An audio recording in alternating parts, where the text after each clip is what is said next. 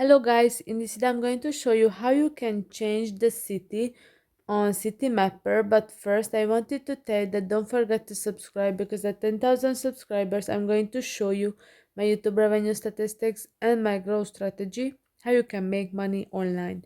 So first open the app.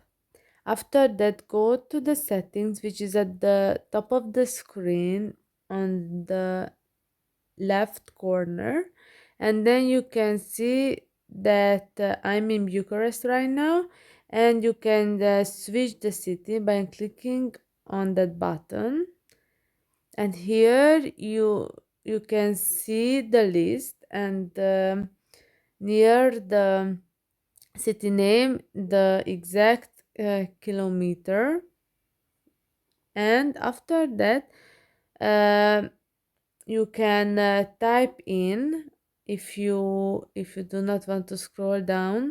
So let's say London, and here you can see that London, clicking on that and loading city.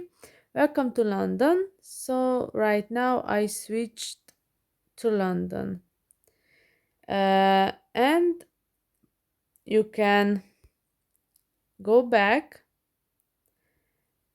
and you can choose not the list but the map, and here